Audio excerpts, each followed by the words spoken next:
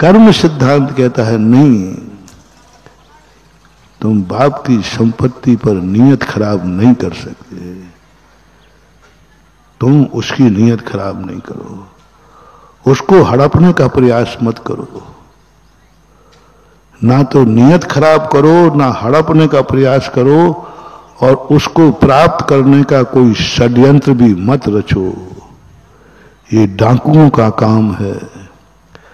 डाकू लोग दूसरे की संपत्ति देख करके पहले तो नियत खराब करते हैं, फिर क्या करते हैं,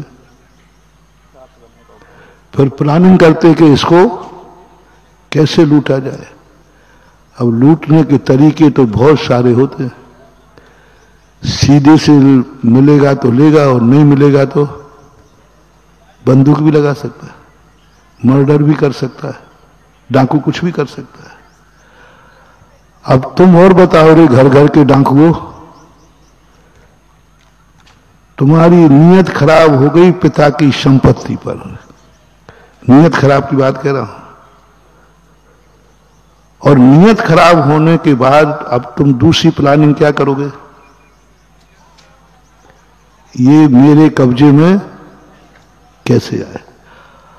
अब उसको लेने के लिए बोलो क्या क्या कर सकता है व्यक्ति, पूरा डाकू सिस्टम लगाओ। तुम संसार में रहते हो, बोलो क्या क्या कर सकता है। झगड़ा कर सकता है कि नहीं बाप से, तुम्हारी संपत्ति पर नहीं, बाप की संपत्ति पर झगड़ा कर सकता है कि नहीं, कहा सुनी हो सकती है कि नहीं, कई एक आध ज्यादा नहीं, हाथ पैर भी उठ सकते हैं कि नहीं, कोर्ट भी जा सकता है कि नहीं, और अंत में और कह दो भली हजारों में एक आध निकलेगा, निपटा भी सकता है। कई बेटों ने बाप को मार दिया, किसके लिए, हम पेपर में पढ़ते रहते हैं, बाप ने माँ को मार दिया किसके लिए, मां को मार दिया किसके लिए, धन के लिए, दौलत के लिए। कई उदाहरण ऐसे भरे पड़े हैं। पूछा जब पकड़े, और क्यों, बोले माँ बाप संपत्ति नहीं दे रहे थे तो हमने मार दिया। हमारे शास्त्रों में कहानी है, बेटे के अंदर कितने लोग हैं जिन्होंने राजगद्दी पाने के लिए अपने बाप को ही मारा है, हुए हैं कि नहीं ऐसे।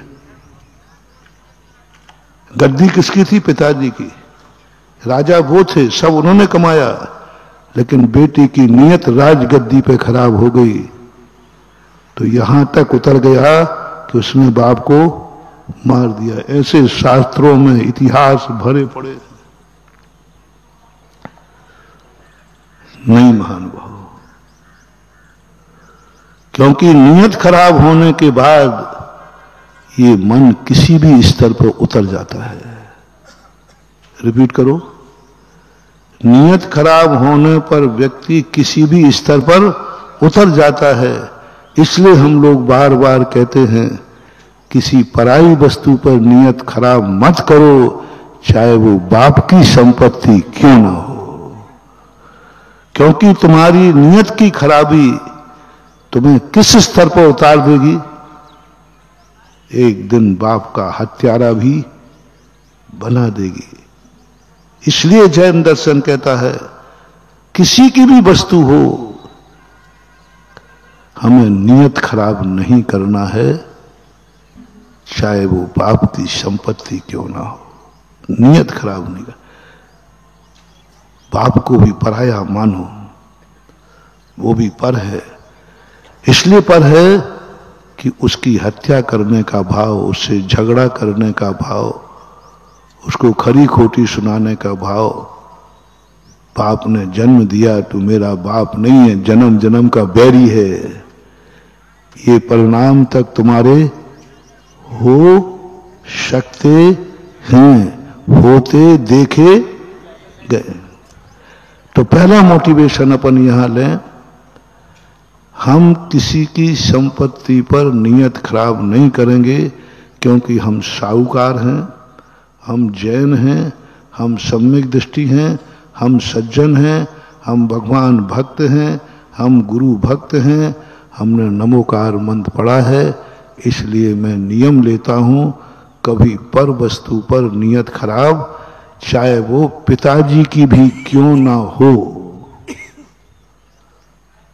अब तुम्हारी तरफ से डाल दिया मैंने, पर वस्तु पर नियत खराब नहीं करना। हमने जैसे कहा था ना, गृहस्थी बसाने में कोई पाप नहीं, कोई दिक्कत नहीं, हमें चाहिए मकान। विवाह करने में कोई बाधा नहीं। तुम्हें भाव आया मुझे पत्नी मिलना चाहिए कुंवारे व्यक्ति को, तो इसको पापी कह दो भाई? बोलो भाई। यदि किसी बच्चे ने और किसी माँ बाप ने ये भाव किया मेरे बेटे को शादी हो जाए, अच्छी पत्नी मिले, और लड़के ने भी भाव किया कि मुझे अच्छी पत्नी मिले, इतने कहने मात्र से पापी कह दो? बोलते नहीं हो? नहीं कहूंगा, चिंता घबराओ मत। क्योंकि यदि पापी कहूंगा तो शांतिनाथ भगवान भी चपेट में आ जाएंगे, आदिनाथ भी, और ना जाने कितने महापुरुष आएंगे, इसलिए नहीं कहूंगा। तुम इतनी इच्छा करोगे तब भी मैं कहूंगा नहीं, कोई बात नहीं। अरे महाराज जी वो शादी की भावना कर रहा था, आपसे आशीर्वाद भी मांग रहा था, महाराज जी हमारी शादी हो जाए। माँ भी कह रही थी महाराज जी दे दो ना आशीर्वाद मेरे बेटे की। आते हैं अपने नाम की, महाराज मैंने तो हम बेटे को क्यों आशीर्वाद दे, वो तो कभी मेरे पास आए ही नहीं। तो माँ कहती महाराज जी वो नहीं आया, मैं तो आई हूं, मैंने तो सेवा की है, मैंने तो भगवान भक्ति की है। हाँ तो महाराज जी मेरे हिस्सा का दे दो। अभी वो बात बता रहा हूं। अब देखना, मैं यहां तक तुम्हें अधर्मी नहीं करूंगा, और चलो कोई बात नहीं, बोल दो ना, आशीर्वाद दे दिया। महाराज जी देखो बेटे बिटिया की शादी नहीं हो रही है, आशीर्वाद दे दो ना। मन तो नहीं कर रहा है, लेकिन जिनवाणी कहती है कोई बात नहीं, ग्रस्त है, कोई पाप नहीं कर रहा है, पापी नहीं है, हाथ उठ जाएगा। महाराज जी देखो आपका भक्त हूं, मेरे पास कोई मकान ही नहीं है रहने को, आशीर्वाद दे दो ना। आप दे दोगे तो मुझे मकान, कोई बात नहीं। देखो मैं अब बहुत तुम्हारी खातिर बहुत नीचे उतर रहा हूं। तुम्हारे खातिर कितने नीचे उतर रहा हूं। बस एक नियम ले लो, यहां तक भाव कर रहा है तो पापी नहीं है, लेकिन पराई स्त्री पर नियत खराब मत करना, ये महापाप है। बस इतना सा करना। कहा कितना महान है जैन दर्शन। तुम पत्नी तक भाव करो तो ठीक है, लेकिन पराई स्त्री पर नियत मुराद करना नहीं, तो फिर अपनी पत्नी तक तुम नियत खराब करोगे तो तुम्हें रास्ता खुला है मोक्ष मार्ग का, मंदिर में आने लायक बने रहोगे। और पराई स्त्री पर नियत खराब थी तो चुन लो, दशहरा मैदान मिलेगा तुम्हारे लिए।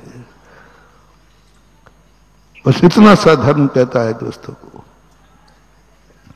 अपने मकान बनाने का भाव करो, कम से कम दूसरे के मकान को हड़पने का भाव तो मत करो। अपनी कमाई करने का भाव करो, मेरी अच्छी कमाई हो,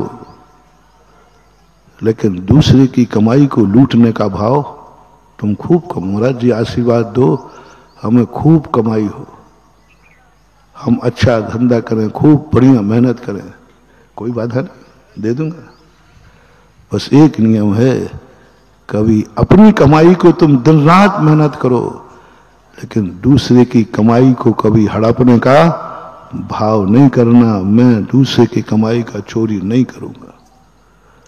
स्वयं बनो ना 6 खंड की अति, पर चोरी नहीं करूंगा।